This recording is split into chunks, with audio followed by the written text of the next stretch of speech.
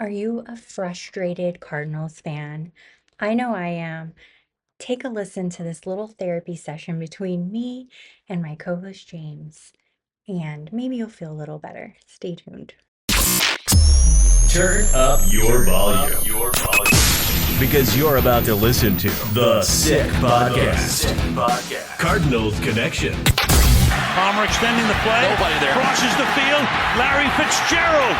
Fitzgerald is going to take it into Green Bay territory. Larry Fitzgerald inside the 30, the 20. If he Larry scores, it's Fitzgerald over. is insane to the 4-yard line. One of the greatest postseason performers ever. The sickest Arizona Cardinals podcast. It's gonna be sick. Welcome to the sickest Arizona Cardinals podcast, Cardinals Connection. I'm Kelly. He's James. And we have a lot to get off our chest, especially James. James, let's get right into it because you texted me and you're like, I am so ready. I'm upset. I'm not as upset as I was, especially 2 days ago. I was ready to break down a wall, but it was just an abysmal performance. It was an abysmal performance to a game we shouldn't have lost, but we gave them the game, and it was terrible to watch. It just gave me PTSD. Having a good first half, the play calls were there. Marvin Harrison Jr. was getting the ball. Trey McBride was getting the ball. The ball was getting moved very consistently. And we play not to lose. We try to chew clock. My head's all over the place. My words are all over the place. It's But okay. I mean, it's stressful. It's embarrassing. It's it's embarrassing. all those things. I mean, I packed up and left at the end of the third quarter because I wanted to get home and see my daughter, and I thought I was in the bag. And then it just listening to the rest of the game, I'm like, what just happened? It's embarrassing. I'm actually glad you left before you got to see that heartbreak in real time. But it was just from the play calling in the second half was just abysmal. The players were not locked in. The players, were making easy high school football mistakes that you shouldn't be making. Like, why are you dropping the football at the 1 yard line? Why are you're intercepting the ball? Get down. Cuff the ball, get down. And then now you have people kicking the ball around. Now it's looking like you're playing soccer, kicking it into the end zone, gifting Cam Ward and the Titans a free touchdown that they didn't deserve. They got a win that they didn't deserve. Right. And it was a laughing stock. We deserve to be laughed at for how we played. We deserved all this national media attention, just grilling the Cardinals, and I can't be mad at it. It's sick. Well, Sickening. herein lies the problem is they didn't deserve the win, but we certainly deserve the loss. We deserve loss. Make it make sense. It was super bad. It was super bad. It was just the play calling from the fourth quarter on didn't make sense. Yeah. You've targeted Marvin Harrison Jr. 5 times. He's got 98 yards in the first half. He's got 98 yards in the first half. It's working. They put 2 people on him. They can't guard him. He's open. Yeah. He's open. Throw him the ball. But you go into the second half and you're like, oh, we filled his 5-target quota. He filled his 5-target quota. He's good. The fans are going to be happy just for, he got close to 100 yards. They'll be okay with that. And it's like, no, we want to see you guys keep putting the pressure on. 0 points in the second half. What are we watching? What are we watching here? 0 points in the second half. Literally beat ourselves. The last drive, the dumbest play calling of all time. That's when we knew we were bound to lose. We were bound to lose. When we went from 1st and 10, we ran the ball. Went from 2nd and 8, running the ball. And 3rd and 8 when you need a first down. When you need a first down to move the clock, to get into the 2-minute warning, then all their timeouts are burnt out, then you can run the ball. But at that point, at that game situation where they have one timeout, they still have the 2-minute warning to fall back on. You have to get the first down. You can't just give up and, try to run clock when they could easily stop the clock. And Mm-hmm. it was the dumbest thing I've ever seen. It was abysmal play calling. It was dumb. And then I had seen Jonathan Gannon say, "Yeah, I didn't like the call, and I talked about it with Pet Sing, and we didn't like the call, but so it's like, why did it happen if you didn't like the call?" And then you were telling me that Pet Sing said the same thing, that he didn't like the What call. is this? What is this? In what sense does this make where you're calling crucial plays that you don't like? Right. What is that about? What is that about? Who? Who's in charge then? Yeah. If our offensive coordinator who's calling the plays didn't like the call, if our head coach that approves calls didn't like the call, who's making the call? Kyler Murray didn't like the call, so it seems like none of the offense liked the call.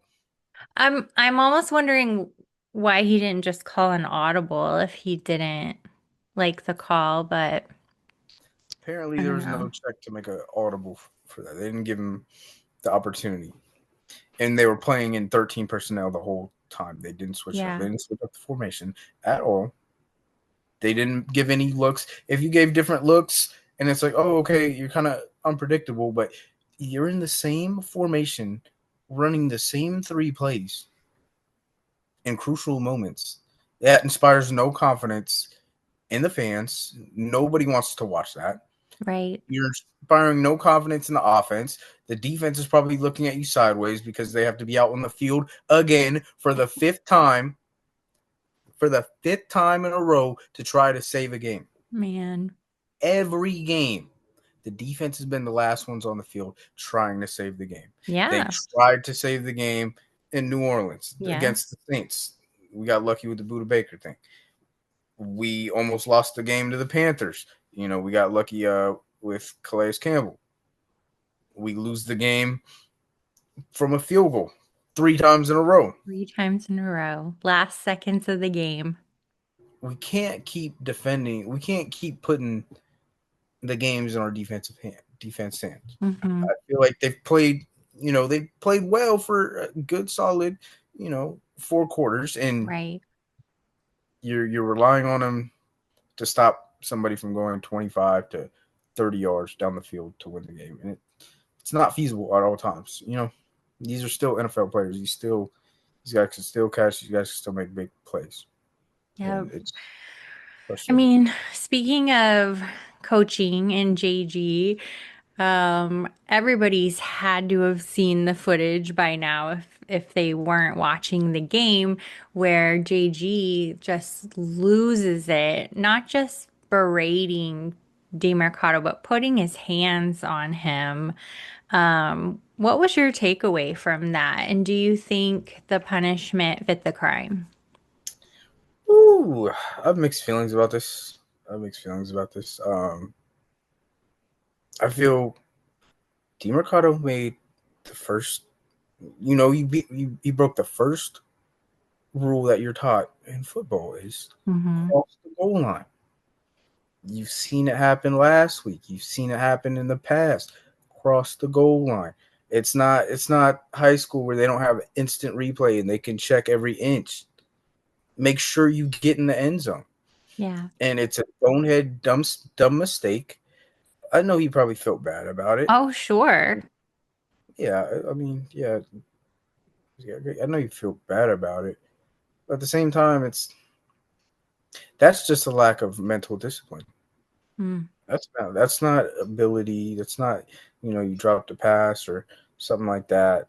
You had it in the bag. You just lacked the mental discipline just to go a couple more yards from the end zone. And then you can celebrate. And then we can all be happy. And, we'd be 3-2. We'd be right in the division. But now we're sitting here at 2-3. Everybody's pissed off.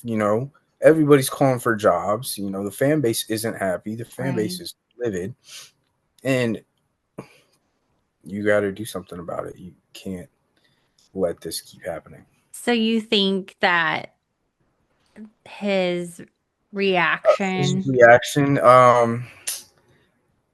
it wasn't justified. I mean, they're grown men. They're grown men. You should right?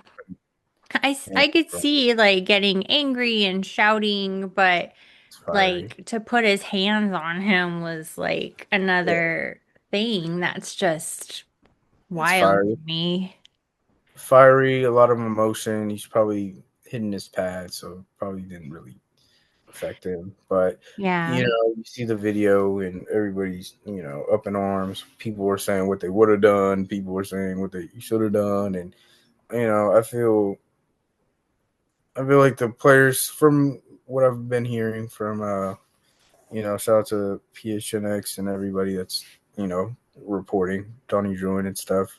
I've seen, I feel like the locker room isn't lost. I feel like that's a big overreaction from everybody. I don't think the locker room is lost. Okay. I think that it's just they caught a bad moment from JG. I feel like the punishment was Yeah. $100,000 is a lot of money. Well, money certainly won't put his hands on a player again. Yeah, so I mean, what's done is done. What's bygones be bygones, and Right. it's tough. It's tough. I feel, especially video when it's a big topic. The way we Yeah. lost, the media does blow things out of way bigger proportion. People are going to start saying things that are probably false. I Hmm. feel I feel like the locker room's okay. They're going to rally around that, and you know the punishment happened, the apology happened. Things are going to change. I'm hoping things will change for me. I'm Yeah. optimistic. I'm not going to say things are changing, but I'm hoping. I'm hoping. For sure. I think we all are. And there's a letter. I'll take a minute to read it because it's actually really good.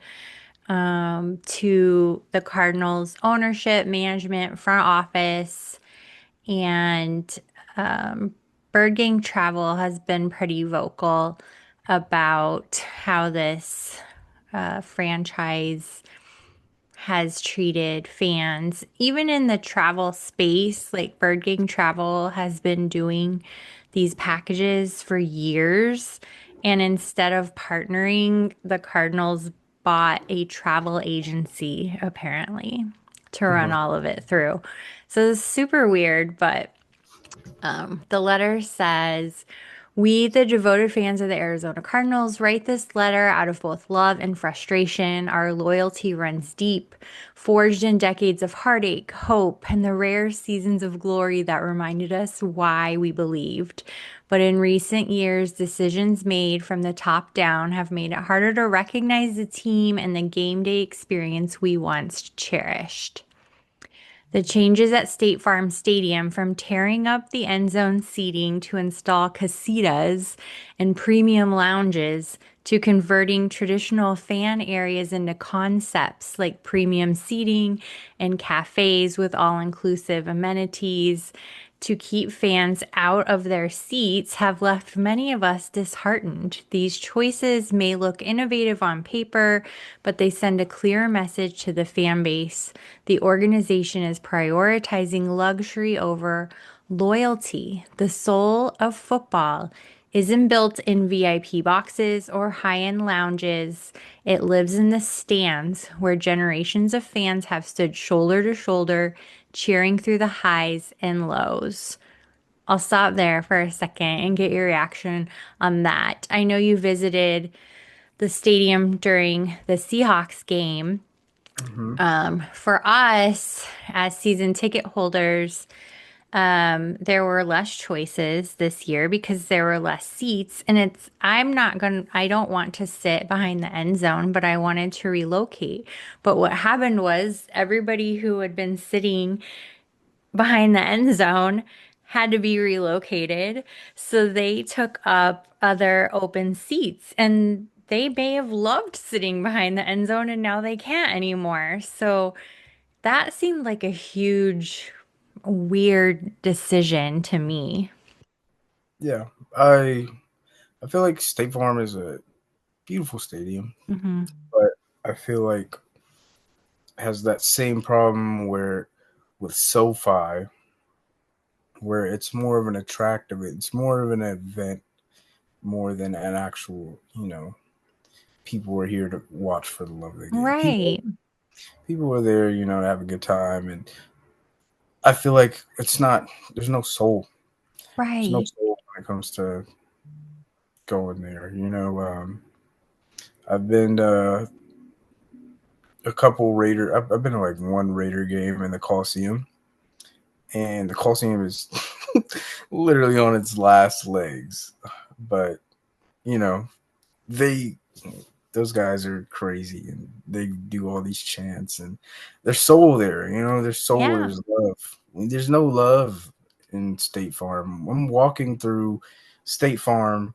I'm hype. I like being pretty friendly, pretty out there, but they're chanting Seahawks, Seahawks in our stadium. yeah. We don't have a chance to say back. We're not just going to say anything back. We're just going to let these guys, chant in our house, and oh yeah, it's fine. Okay, cool. I agree with you. It's definitely become more of an attraction, a vacation spot, a status symbol versus, like you said, there's no soul. So the in this letter, there's some more there. I'm going to kind of skip ahead to this part. We don't ask for perfection. We ask for the respect for the fans, the community, the legacy of this team. We ask for an organization that remembers its foundation is not marble floors and private suites, but the tens of thousands of diehards who flock to the stadium in 110-degree heat just to scream for their team. Lambeau Field has bleacher seats, beer, and cheese curds and is sold out every game with fans in attendance to see their team play. State Farm Stadium is not SoFi Stadium. Stop trying to make it like that. I got to see Lambeau at the draft, and I guess I never really noticed on TV, but yeah, bleacher seats. And everybody just snuggles up and Outside in the cold yeah. December football, where it is, damn near negative, 2 degrees outside. Hmm. They're there. They probably have chants. They have Yeah. traditions. We don't You have come any of that. We don't. It's so disheartening. It's fun tailgating, but I feel like the tailgating is kind of commercialized. They have, I forgot what it's called, like the big green lawn and stuff, Yeah. and it's fun, but it doesn't feel like it's actual just called like diehard Cardinals fans. Hmm. No, I totally know what you Commercialized. mean. You got the casino. You got the little bar. It's so corporate. So corporate. It is very corporate. The last part of this letter says, we want to believe again. We want to fill those stands again, not for fancy experiences, but for the love of the game. And above all, we still dream of the day we'll see the Arizona Cardinals lift the Lombardi Trophy, not as customers, but as the family that's been here all along. This organization must recommit to the fundamentals that win football games: discipline, toughness, and accountability. Build a culture where players are put in the best position to succeed, where leadership leads by example, and where personal agendas take a back seat to the greater goal. The teams that win in this league are those united by purpose, grounded in fundamentals, and driven by a shared belief in something bigger than themselves. That's the kind of team we want to stand behind and always will. I just thought that was such a really well written letter. Whoever penned it, obviously loves the team, loves the state of Arizona, loves their community, And that's what football should be, community. Yeah, I love this team, and it does break my heart having expectations year after year. Hmm.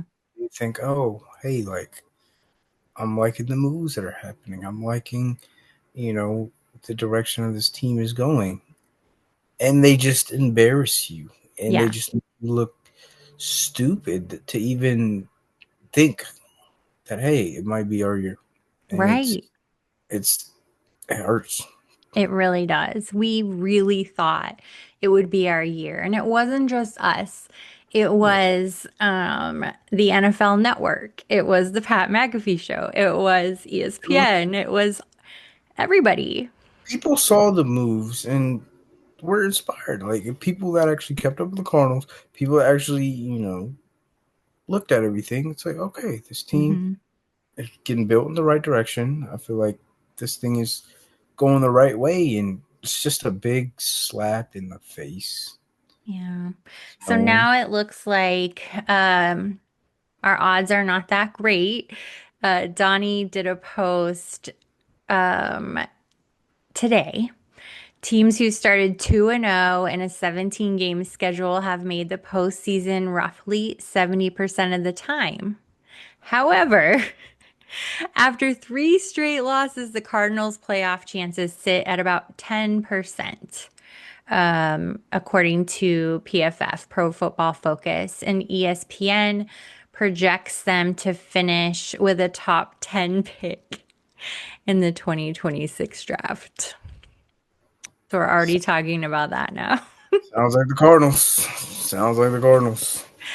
Sounds like Jeez, jeez, jeez. I'm upset. Well, here's something to go along with this. So we read today that Kyler Murray's injured. He has a foot injury, apparently, Yep. and we may see Jacoby Brissett. I'm almost wondering, injury or no injury, or ready to play or not ready to play or maybe could play, why not start a game with Jacoby Brissett? Just give the fans some breathing room. Let us see what else is out there and go from there.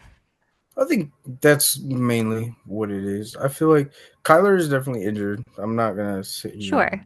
faking, but I feel like they kind of made a decision, especially first week. They're like, hey, let's see what's going on. Let's give Jacoby a chance to run this offense.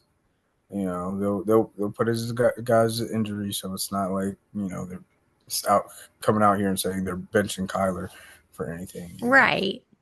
That would be a bigger deal in itself. So let's let him be injured. Same thing that Brock Purdy, Mac Jones thing, where Brock is hurt. Is he able to play? Could he play through it? Possibly, but it's good that they're giving Mac a chance to play. He's proven himself and he's doing good. So it's like, hey, Brock, sit for a bit. You're okay. You can get healthy. I think right now they're doing the same thing where it's Kyler. It's still early. We can trust Jacoby to make a run or win some games. I Hmm. feel Brissett's been in the league. He's a solid veteran. He's won games. So let's see what he can do out there. And I think that's what we need is kind of just a refresh. See somebody out there right now. I feel like a lot of people. There's so many different opinions on Kyler Murray, so it's so hard to keep him Yeah. out there to see the same thing. So let's see what we can do with Jacoby, Hmm. and let's keep it going. I'm hoping he targets Marv a lot more. I was seeing the Marvin Harrison Jr. interview at his locker room. He did seem a little happy, so we'll see how that goes. Yeah, we'll just have to see how it goes. Like you said, next up, the Colts in Indianapolis. And this was a game that I had marked as us winning. And after seeing the Colts really gel, wow, talk about a comeback for Danny Dimes, who now they're calling Danny Diamonds. Um, it's gonna be interesting. Yeah, it's gonna be interesting. It's gonna be a tough game. Yeah. I don't know what to expect. I feel our team is. We have quality. We have quality players. We have a quality team. We can see them play quality football. Can they just put it together for 4 quarters? That's the biggest question that we have right now is can you play quality football for 4 quarters against good teams? We let Yeah. off the gas against bad teams and we lose every time. It's not going to be the same going into Indy where we have to be on our P's and Q's. Yeah, for sure. I I feel like I'm hopeful at least that they're gonna come out. This is serious business. Let's play like we mean it and play to win, not play to lose, like you said. This team Not play to not lose, I guess. Yeah, this team does not suck. This team does not suck. This team could hang with anybody on their best days. We've seen it in spurts. We are just angry that it's not happening every quarter. It's not happening that whole game. We shouldn't be seeing a quarter of 2 quarters of great play and then, the other 2 to 3 just shit. I mean, it's bad play. Yeah. Yeah. We Cool. just see. Well, do you feel better now? Getting it off your chest at least. Oh yeah, yeah. Hopefully these Cardinals can fool me Sunday and get me happy. And what I said earlier, I was like, hey, you can't have the "it's so over" without the "we're so back." So hopefully we can get a "we're so back" game in. So that's what I'm hoping for. We're so back. I know. I have this really cute sweatshirt that I bought and I was so excited. And Monday morning I woke up, I'm like, oh, it's kind of cool today. I'm gonna wear my little sweatshirt. Change my mind soon. I'm like, nope. Actually, I'm not. I'm mad at you. Oh, I get it. I get it. So Oh well. said I'm ready for Sunday. I remember Monday I was like, I'm never watching this team again. But here we are Wednesday. I'm like, all right, let's get Cardinals football back. Let's do it. Yeah. I'm excited too. I want to see what happens. Maybe it's because it's like a train wreck and we just can't look away. That's what it is. That's what it is. I don't know. This team just has a chokehold on me because I was like, oh yeah, I'm done. I'm checked out. I'm not gonna be happy. But now I'm sitting here. I'm like, see what we can do. See what we can do. See what we can do. Well, if you happen to have opinions of your own and you want to share them with us, you can find me at Kelly and Phoenix. You can find James at MHJ era _. All right, Bergay. Thanks for listening. One more thing. Whether you're watching this on YouTube or listening on your favorite podcast app, don't forget to like, comment, and share this episode. See you next week. We hope. I'm just kidding. Bye. And that's a wrap. Hope you don't miss us too much until next time. Follow the Sick Podcast Cardinals Connection on YouTube, X, Google Play, and Apple Podcasts.